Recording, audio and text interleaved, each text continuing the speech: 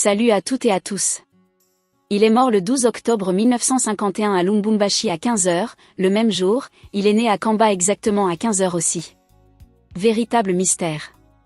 Qui est celui-là qui était né? Eh bien, il s'agit de sa divinité Papa Simon Kimbangu Kiangani. Notre invité, Papa Achille Geoffroy Osiala va nous tenir en alerte pour un maximum d'une quinzaine de minutes en nous parlant de 2 témoignages, illustrant cette réincarnation entre Simon Kimbangu de 1887 et celui de 1951. Avant d'écouter ce témoignage important, vieux de 110 ans déjà écoulé puisque nous sommes en 2023 aujourd'hui comme toujours, nous sollicitons votre appui dans ce grand combat d'évangélisation de ce sacré nom de Papa Simon Kimbangu en vous abonnant sur notre chaîne comme ceci. Merci beaucoup de l'avoir fait car une pensée populaire dit que un aide-maçon a toujours aussi sa bonne part de rémunération pour son travail accompli.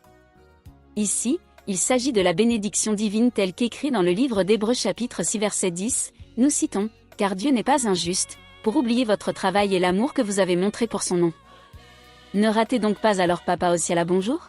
Bonjour madame et bonjour à tous ceux qui nous suivent. C'est une joie immense et en même temps une fierté d'avoir répondu présent à votre invitation pour ce numéro relatif au double anniversaire de la date du 12 octobre. Qu'en est-il réellement de cette prédiction de 1913 sur la naissance de Papa Simon Kimbangu Kiangani? Je profite par cette première occasion de prise de parole, madame, pour présenter toutes mes excuses à vous-même d'abord et à ceux qui nous suivent pour la qualité de ma voix qui semble mal en point aujourd'hui. Cela importe peu, ce qui est essentiel à nous c'est le message que vous nous avez apporté, témoignage fort de 1913 sur la naissance de Papa Simon Kimbangu Kiangani. Merci beaucoup madame. Je vous en prie, tout le plaisir est pour nous en cet instant. Eh bien, il s'agit ici de la restitution d'un témoignage de l'un des camarades de Papa Simon Kimbangu, du nom de Papa Dissue Mendompetelo. Papa Dissue Mendompetelo, qui était l'un des camarades de Papa Simon Kimbangu. Vous savez que parmi les camarades de Papa Simon Kimbangu en cette période, figurant en bonne place Papa Joseph Kumpenda, qui était du village Lukengo. Il y avait également Papa Ntchoumu Simon, qui était comme l'ami intime de Papa Simon Kimbangu, lui également du village Lukengo. Mais Papa Dissue Mendompetelo était du village Mpemba. Bon, tous ces villages sont dans la même contrée de Nkamba. Alors nous sommes en 1913. Papa Simon Kimbangu va dire à ce dernier, donc à Papa Dissue Mendompetelo, que dans les jours à venir, je serai traqué, persécuté, puis emprisonné. Tu apprendras la nouvelle à ce moment-là que je suis mort. En fait, je ne serai pas mort, ça ne sera pas une mort en soi, mais plutôt une renaissance qui aura lieu en Kamba. Donc, dès l'instant que tu apprendras la nouvelle de ma mort, sache que je suis né en Kamba. Mais avant cela, je ne manquerai pas de venir te faire signe, te prévenir. À ce moment-là, je dois te dire que tu viendras en Kamba, me rendre visite, et tu me porteras même dans tes bras. C'est ce que Papa Simon Kimbangu est en train de dire à son ami Dissue Mendompetelo en 1913. Ok. Une précision est de dire ici, madame, que là, Papa Simon Kimbangu avait 26 ans d'âge, puisque 3 années avant, précisément en 1910, lorsqu'il avait l'âge de 23 ans, il avait fait une prédiction dans le même genre au sujet de sa renaissance en 1918. Et nous savons que c'est précisément en cette même année que Papa Joseph Diangena Kuntsima, son 3e fils, était né. Et va vivre une adolescence quelque peu compliquée. Pourquoi alors? Oui, sans pouvoir être capable de palper, ou si vous voulez encore, d'embrasser son père, toutefois qu'il manifestait le désir de le faire comme tout autre enfant, madame. Ah bon? Désiré de savourer, c'est-à-dire de vivre un amour parental. Un instant Papa Geoffroy, qu'est-ce qui se passait réellement entre Papa Diangenda et son père?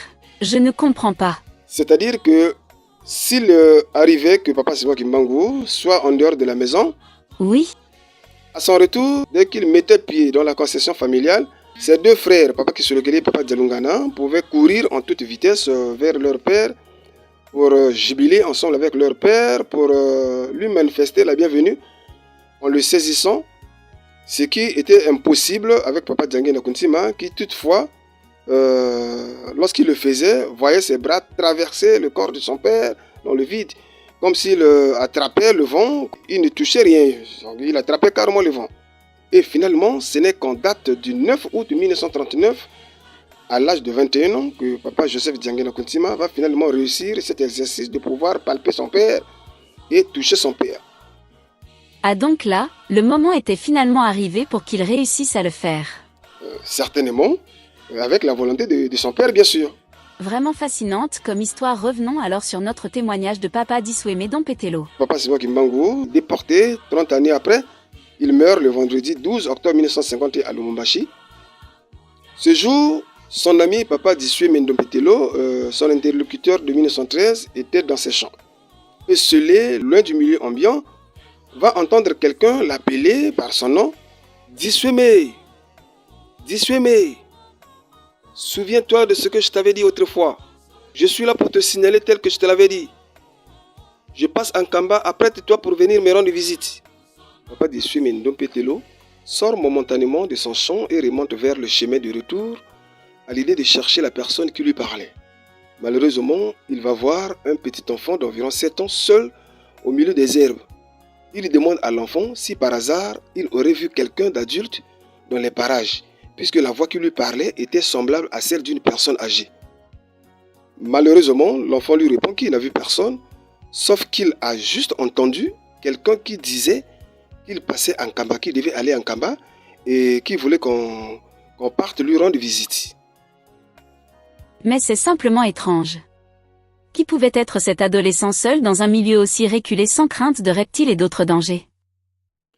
À cette question, madame, je dois dire que l'identité de cet enfant dans cette histoire n'est pas révélée.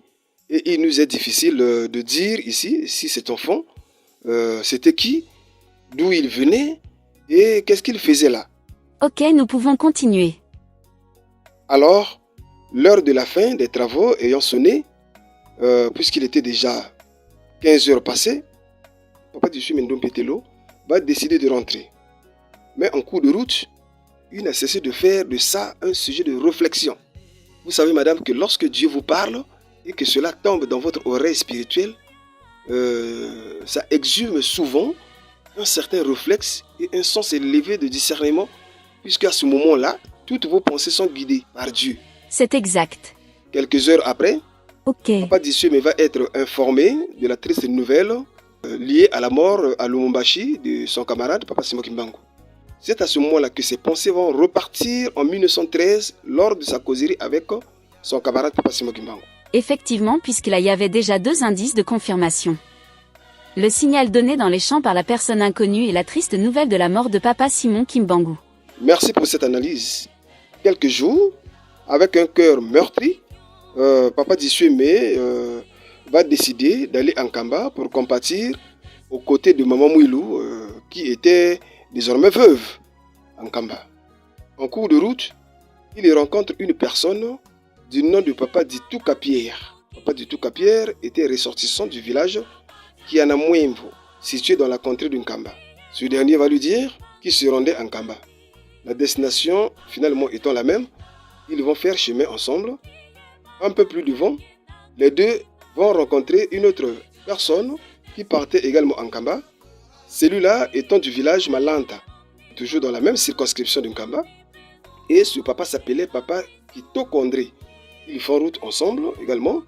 Arrivés proche de Nkamba, les 3 voyageurs vont croiser cette fois-ci un autre papa qui s'appelle Papa Matouba Samuel du village de Boko à l'autre rive du Congo-Brazzaville. Ok. Les 4 personnes arrivent alors à Ngome-Kinshouka, à la résidence de Mamouilou, puisque Mamouilou était à Ngome-Kinshouka, qui va les accueillir avec beaucoup d'hospitalité. C'est ainsi que dans leur causerie du dehors, un nouveau-né va pleurer dans la chambre de Maman Mouilou. Dès que l'enfant a pleuré, Maman Mouilou a regretté son oubli de ne pas avoir informé ses visiteurs de la naissance de cet enfant-là. Elle leur dit que vous aviez été informés de la situation concernant la mort de mon mari. Mais je vous dis que mon mari était mort, mais il est revenu. Et il porte son même nom de Simon Kimbangu. Maman Mouilou va dans la maison pour prendre le bébé, pour le présenter aux visiteurs.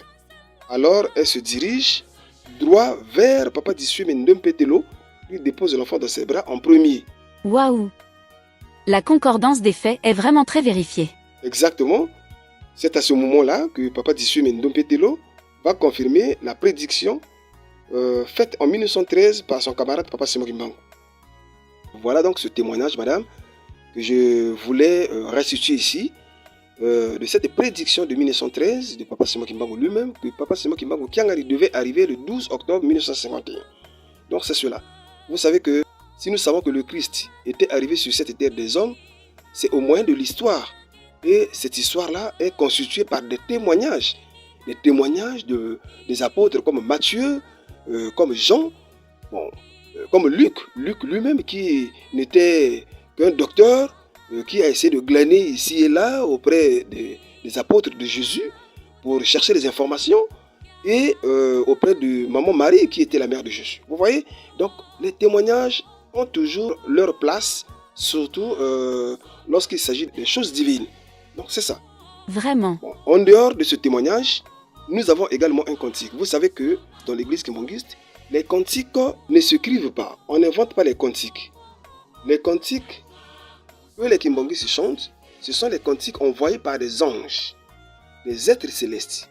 Et envoyés auprès de qui? Auprès des gens qui ont cette étoffe, qui ont cette capacité-là spirituelle, qui ont été choisis par Dieu lui-même de pouvoir capter la voix des anges.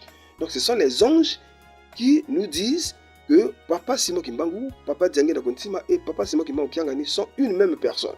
Vous allez suivre ce cantique, moi je vous ai apporté cet élément. Donc, en fait, il y en a deux, mais le premier élément, c'est ce cantique-là. Il est en français. Je propose que nous auditionnons d'abord ce cantique et nous allons revenir après. Très volontiers, nous demandons alors à la régie de pouvoir nous amplifier juste le son, puisqu'il s'agit du même cantique qui est en train d'être passé en fond sonore et nous y reviendrons.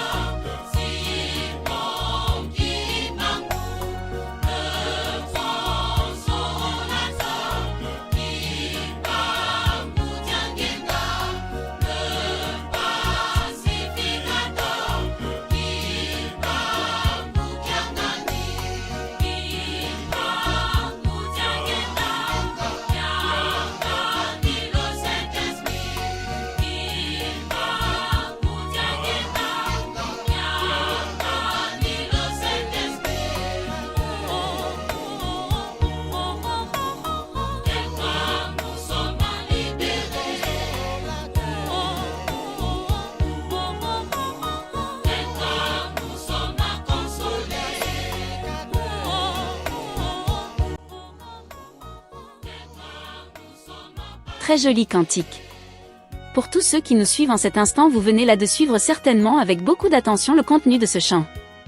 Cela n'est pas dit de nous autres là. Il s'agit des anges, des êtres célestes, ceux qui vivent dans les cieux avec lui-même Dieu. La corrélation entre les trois personnages, vous avez écouté, Papa Geoffroy en évolue. Bien voilà, je dois rappeler ici que ce cantique est capté par un vieil inspiré qui est connu dans le milieu kimbanguiste depuis fort longtemps, qui s'appelle Papa Lande Simon.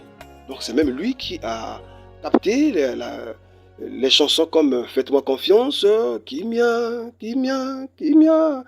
Donc beaucoup de cantiques. Alors c'est lui qui a capté ce cantique autour des années 2009-2010. Et le cantique est exécuté, ou bien chanté si vous voulez, par le groupe théâtral Kimbangi, section de Talangaï, en cette même période. Voilà, donc c'est un peu ça. Donc c'est pas quelque chose qui est concocté de toutes pièces, qui est écrite seulement comme ça là. Donc ce sont des cantiques inspirés, madame. Ok. Je propose encore ici, malgré le temps qui nous trahit, si cela est possible, de pouvoir auditionner également le deuxième élément que je vous ai apporté sur la confirmation de Papa Joseph Dianguinda lui-même, le troisième fils de Papa Simon Kimbangu, sur la naissance de Papa Simon Kimbangu Kiangani. Vous savez que quelques mois avant le décès de Papa Simon Kimbangu à Lumumbashi, Papa Joseph Dianguinda s'était rendu à Lumumbashi pour rendre visite à son père, et c'est de là que son père va lui dire que j'ai appris que mes belles-filles, toutes mes trois belles-filles, sont en état de gestation et elles attendent les bébés. Mais de ces trois, celle qui mettra au monde un bébé de sexe masculin, donc un garçon, le jour où je vais quitter cette terre des hommes, donc c'est encore moi. Papa Dianguinda le savait. Voilà pourquoi, auditionnons d'abord, écoutons d'abord ce que Papa Dianguinda a déclaré pour cette date du 12 octobre et nous allons y revenir. Ok, la régie à vous pour le deuxième élément. Entre-temps, nous profitons ici de dire à tous ceux qui ne se sont pas encore abonnés de bien vouloir le faire pour l'intérêt du nom de Papa Simon Kimbangu. Le 12 octobre 1951. Papa Simon Kimbangu sima 30 ans lubi ngana ke kubanda musana na ngatangu nanga ikuki. Na le 12 octobre 1951. Ba mundele balubaki nanga itende papa do ya kofi.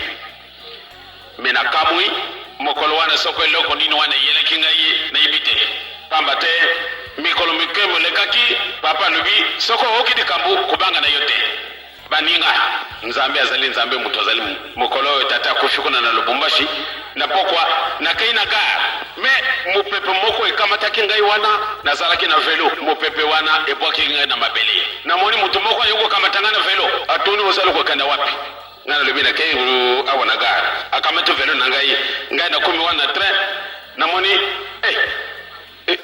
yo kutuna sangona tata na yo ya kutuna kanga disusu boye nani wana kubanga na yote soko okisango kubanga na yote mokolo ya le 12 octobre papa tika kinjutu pate alata mulata ndingi mususu pate abanda musala moyi papa lubaki ete banda le 4 octobre wana pamba te sokoto sali référence na 1921 le 3 octobre condamnation à mort le 4 octobre exécution c'est-à-dire mokolo wana balingaki de bobo mayi banda tangwana papa bandi ko kote mikolo na yi et le 4 octobre 1951 papa lubi nako kote de susu na kati nenda ko wana te papa Simon Kimbangu sima 30 ans lubi ngana ke ko banda musana na ngatangu nanga ikuki mokolo ya le 12 octobre papa tika kinjutu pate alata mulata ndingi mususu pate abanda musala moyi mama batata sasa apesa ke la kete na le 12 octobre na kuya tata sima wasamona sikavutuke ngwe